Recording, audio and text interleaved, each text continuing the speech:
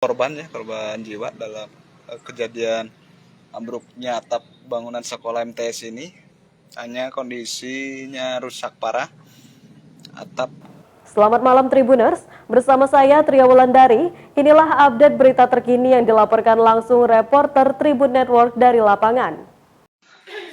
Halo Tribuners, selamat siang, kembali lagi bersama kontributor Tribun Jabar di Pangandaran. Dan saat ini saya berada di salah satu ruangan gedung sekolah di MTS Bojong, Kecamatan Parigi, Kabupaten Pangandaran.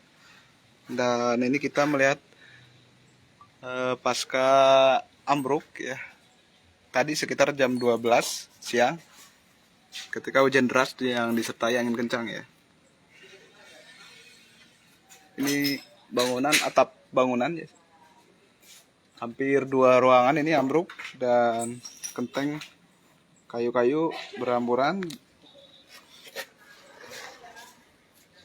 Dan kondisinya sudah tidak layak untuk digunakan untuk kegiatan belajar mengajar.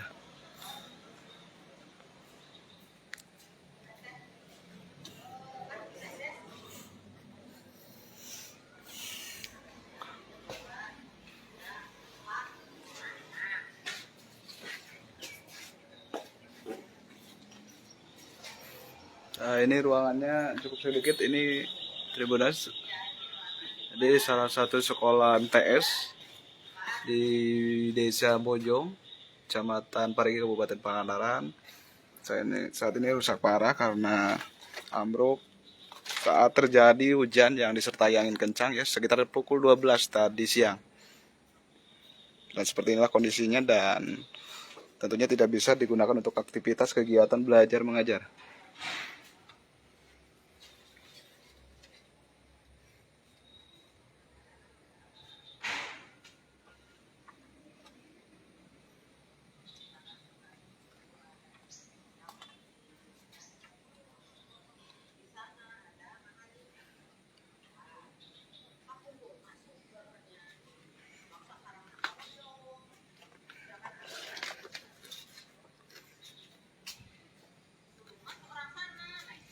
Dan otomatis dengan kejadian ini Tribuners, siswa yang atau anak sekolah yang berada di MTS Bojong, Kecamatan Parigi, tidak bisa melanjutkan kegiatan belajar mengajarnya di satu ruangan